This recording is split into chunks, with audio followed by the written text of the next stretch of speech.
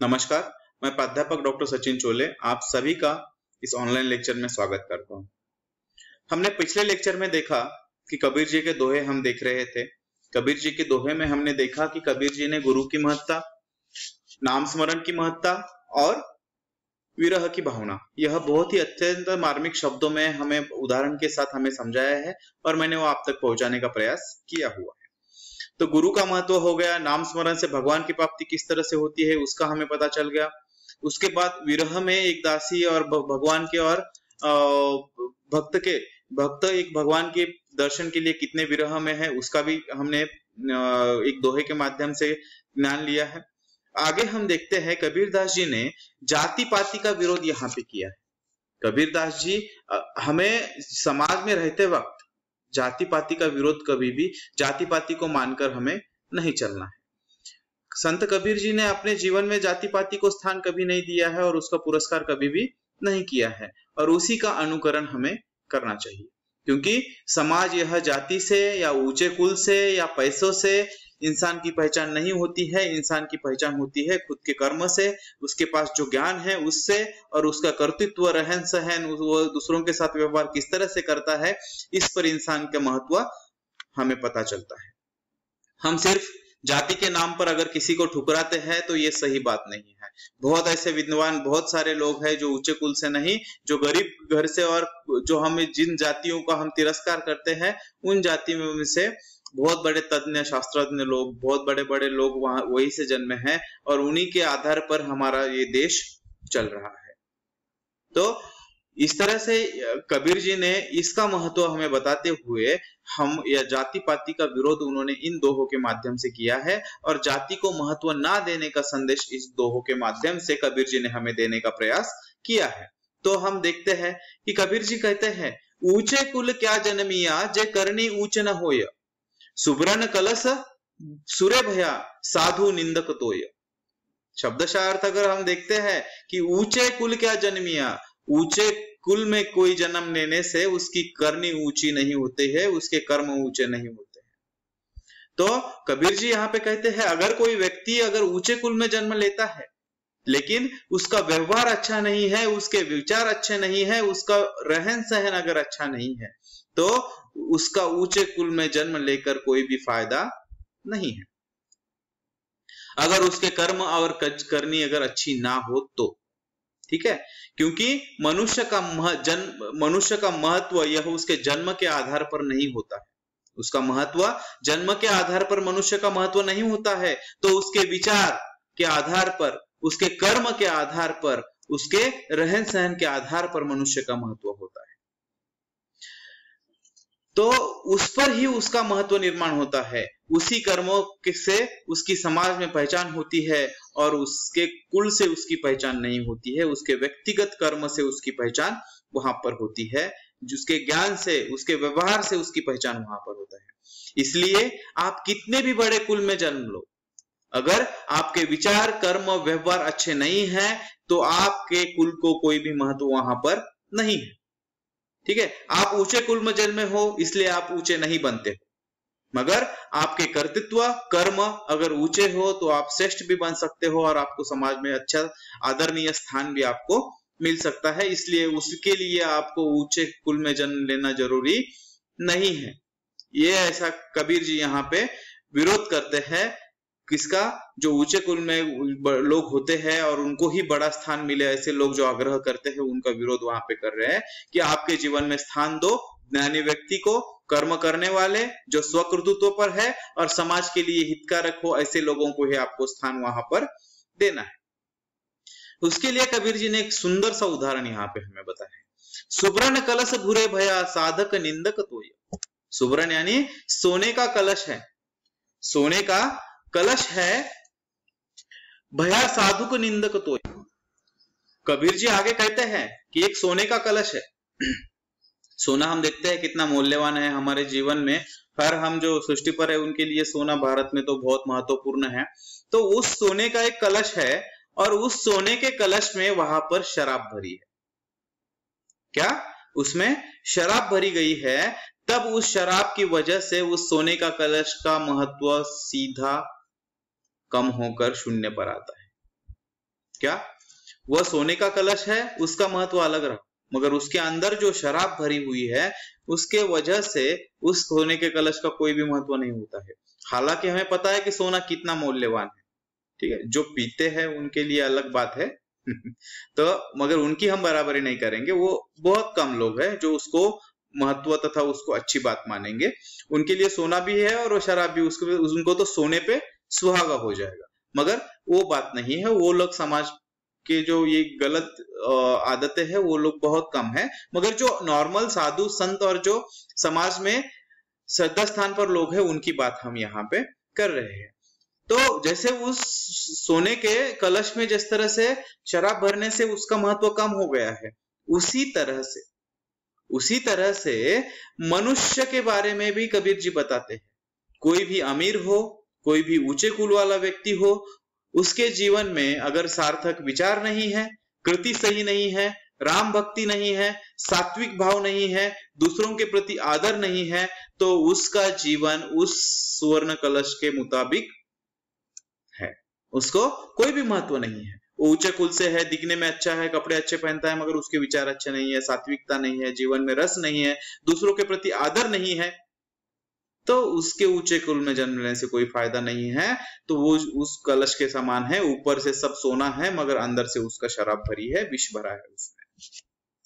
इसलिए साधु संत साधु निंदक तोय, इसलिए साधु संत उनकी आलोचना करते हैं, उनकी निंदा करते हैं। ऐसा कबीर जी यहाँ पे हमें बताने का प्रयास कर रहे हैं। अगले दोहे में कबीर जी हमें बताते हैं कि जाति पाति पर दोहे हैं उनके, वो आगे बता रहे हैं हमें, जाति न पूछो साधु की, पूछ लीजिए ज्ञान, मोल करो तलवार का, पर्यो रहने दो म्यान। किसी भी साधु की, संत आदमी की, जो ज्ञानी है, जिसके पास बहुत कुछ चीजें लेने जैसी है, जो हमारे लिए हितकारक है, ऐसे इंसान की, साधु की कभी जाति आप मत पूछो।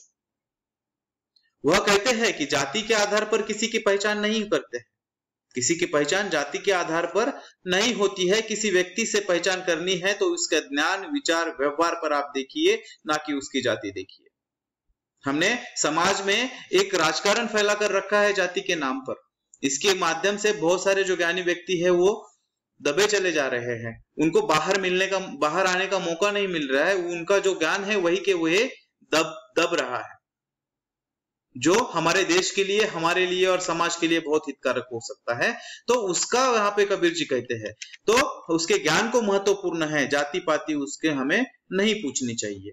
मोल करो तलवार का, परियो रहने दो म्यान। म्यान यानी जो तलवार रखने का जो रहता है उसको म्यान कहते हैं। तलवार को महत्व दो, उसके म्यान को नहीं। तलवार महत्वपूर्ण होती है, उसकी म्यान महत्वपूर्ण नहीं होती है। इसलिए जाति पाति देखकर मनुष्य की परख हमें नहीं करनी चाहिए, उसका ज्ञान देखकर, उसकी कृति देखकर, उसका व्यवहार देखकर हमें उसकी पहचान करनी चाहिए। यही कबीर जी ने यहाँ पे संदेश देकर उन्होंने जाति पाति का विरोध यहाँ पर किया है। आगे उन्होंने बाह्याडंबरों का विरोध किया है। बाह्याडंबर यानी हमारे समाज में एक अध्यात्म के नाम पर एक बाजार भरा हुआ है, उसका विरोध यहाँ पे करते हैं। तो वो कहते हैं, माला तो कर में फिरे जिभ, फिरे मुख माही, मनुआ तो चहु दिसी फिरे, यह तो सुमरिन नहीं। हम जप करते हैं, माला तो हमारे हाथ में फिरती रहती है और जीभ में राम राम राम राम नाम हमारे आता रहता है, मगर मैं यहाँ पे जप कर रहा हूं, मगर इसका ध्यान हमारा कहीं और है कि वहां पे कोई क्या कर रहा है, कोई क्या कर रहा है, किसी अलग ही जगह पर मेरा ध्यान है, तब मुझे भगवान की प्राप्ति हो सकती है क्या? नहीं। माला तो कर में फिरे जिभ फिरे मुख माही, मनुआ तो चहु दिसी फिरे, यह तो सुमिरन ना। हम माला लेकर, वह कहते हैं कि मनुष्य के हाथ में माला है, हम जो जप करते हैं वह माला लेकर बैठते हैं, जीभ हमारी मुख में घूम रही है, राम का भगवान का नाम ले रहे हैं, मगर चारों दाही दिशा में हमारा जो मन है वो घूम रहा है। तो उस जप माला का, नाम स्मरण का हमें कोई फायदा होगा क्या? नहीं होगा। हमें भयाडंबर यानी जो भक्ति का जो नाटक है वो नाटक यहाँ पे नहीं करना है, उस नाटक से हमें भगवान की प्राप्ति नहीं हो सकती है। मन उनके पास नहीं है, श्रद्धा से राम नाम नहीं कर सकते। जिनका पास मन जगह पर नहीं है वो अत्यंत श्रद्धा से राम नाम कैसे कर सकते हैं? नहीं कर सकते हैं। ठीक है, तो उसके प्रति हमारा ध्यान होना चाहिए। अगर हमें भगवान की प्राप्ति करनी है, भगवान की आराधना करनी है, तो हमें पूरे तन मन धन से हमें भगवान को समर्पित करना है। तो आजकल के साधु लोग हैं जो घर में आते हैं, हमें बताते हैं, हम उनका अनुकरण करते हैं, ये बड़े बड़े कपड़े माला पहनकर आते हैं, मगर कुछ नहीं, वो सब कमाने का जरिया है। उनसे उनके दर्शन करने से किसी को भगवान की प्राप्ति नहीं होती है। हम अगर सच्चे मन से अगर भगवान की श्रद्धा करते हैं तो हमें आसानी से भगवान की प्राप्ति होती है। ठीक है, तो सिर्फ माला हाथ में घुमाने से, मुख में नाम लेने से हमें भगवान की प्राप्ति नहीं होती है। हमें उसके लिए तन मन धन से भगवान की शांति से प्रार्थना करनी है, उनका नाम स्मरण करना है, तो हमें भगवान की प्राप्ति होती है। हमें कोई माला जैसे साधन की आवश्यकता नहीं है। इसलिए कबीर जी कहते हैं, माला तो कर में फिरे जिब फिरे मुख माही, मनुआ तो चहु दिशि फिरे यह तो सुमिरन नहीं। ठीक है, मन अगर चाहे चारों दिशा में, दाही दिशा में अगर आपका घूम रहा है, विचार एक जगह पे नहीं है, तो वो आपके लिए सफल नाम स्मरण नहीं है। ठीक है, आगे कबीर जी कहते हैं, कबीर माला काट की कहीं समझावे तो य, मन ना फिरावे आपना कहा फिरावे मोय। बहुत ही सुंदर शब्द है। कबीर माला काट की, काट मतलब लकड़ी की, माला तो लकड़ी की है। कबीर जी कहते हैं माला जो लकड़ी की है वह हाथ में घूमने से कोई फायदा नहीं है। वह आपको समझाती है, मैं लकड़ी की माला हूं, मुझे मत घुमाओ, मैं लकड़ी की माला हूं, मुझे मत घुमाओ, मुझे घुमाने से तुम्हें कोई ईश्वर की प्राप्ति नहीं होगी। ठीक है, कोई माला पहनने से या माला की जो घुमाने से ईश्वर की प्राप्ति नहीं होती है। ईश्वर की प्राप्ति अगर तुम्हें करनी है तो मन पर काबू करो, उस मन को चंचलता से मत घूमने दो, मन को मत विचलित होने दो, गुमराह मत होने दो, उसे एकाग्रता से ईश्वर की भक्ति में लगा दो, आपको भगवान की प्राप्ति होगी। आपको भगवान की प्राप्ति अवश्य होगी अगर एकांत मन से अगर आप उनकी नाम स्मरण करोगे और उनका नाम उनकी भक्ति करोगे तो। इसी तरह से कबीर जी ने समझाया है कि बाह्य दिखावा करने से भगवान की प्राप्ति नहीं होती है। भगवान की प्राप्ति अंतर मन से होती है। हमें मन के अंदर झांक कर हमारे शांति से मन से भगवान का नाम स्मरण से ही हमें भगवान की प्राप्ति करती है। तो इस तरह से इसमें माला जप जो भयाडंबर है, जो साधु लोग है, जो हमें दिखावा करने के लिए बोलते हैं, तो वो दिखावा से हमें भगवान की प्राप्ति नहीं होती है। हमें भगवान की प्राप्ति अगर होती है तो वो सिर्फ और सिर्फ सच्चे मन से अगर हम भगवान की भक्ति करते हैं तभी हमें भगवान की प्राप्ति हो सकती है। तो इस तरह से भयाडंबर का विरोध उन्होंने अपने इन दोहे के माध्यम से कबीर जी ने किया है। ठीक है, तो इस तरह से हमने कबीर जी के दोहे, उसमें गुरु की महत्ता, जिसमें गुरु का महत्व बताया है। गुरु अनंत है, हमारे जीवन को मार्ग दिखाने का श्रेष्ठ जो कार्य करते हैं तो वो गुरु है, उसका महत्व बताया है उन्होंने। गुरु के बिना जीवन सफल नहीं होता है, जिसके जीवन में गुरु नहीं है उनका जीवन असफल है। नाम स्मरण की महत्ता, नाम स्मरण में हमें भगवान की प्राप्ति अगर सच्चे मन से अगर हम नाम लेते हैं तो भगवान की प्राप्ति होती है। जैसे कबीर जी ने अपना जीवन पूरा राम नाम में लगा दिया है और उन्हें राम की प्राप्ति हो गई है। विरह की भावना, एक जो विरह भक्त को अपने भगवान को मिलने का जो विरह है, वो भगवान के मिलने के लिए कितनी वो दासी तरस रही है, जो शबरी है, तो उसका उदाहरण हमें यहाँ पे बताया है। और राम के जब उसका मिलन होता है उसका वर्णन इसमें बताया है और विरह की भावना को यहाँ पे स्पष्ट किया है। जाति पाति का विरोध, उन्होंने कुल का बड़ा होने से कोई भी बड़ा नहीं होता है। कर्म अगर सही हो तभी आप समाज में पहचाने जाओगे, आपके विचारों से और आपके ज्ञान से। और कोई भी ज्ञानी व्यक्ति को जाति पाति हमें नहीं पूछनी चाहिए। जैसे तलवार रहती है, तलवार का महत्व होता है, उसके म्यान का नहीं होता है। ठीक है, भायाडंबरों का विरोध किया है। माला जपने से और मुख में सिर्फ नाम लेने से हमें भगवान की प्राप्ति नहीं होती है। हमें सच्चे मन से और सच्चे दिल से भगवान को चाहने से और भगवान की श्रद्धा करने से ही हमें उसकी प्राप्ति होती है। कबीर कहते हैं कि लकड़ी की माला से मुझे कोई नहीं होता है, उससे भगवान की प्राप्ति नहीं होती है। मन अगर स्थिर हो, मन में अगर सात्विक भाव हो, तभी हमें भगवान की प्राप्ति हो सकती है। इस तरह से कबीर जी ने अपने इन दोहों के माध्यम से हमें अलग अलग तरह के विषय समझाने का प्रयास किया है। आशा करता हूं कि मैंने आप तक वह बात पहुंचाने का प्रयास किया है और आप समझे होंगे। आपका बहुत बहुत धन्यवाद।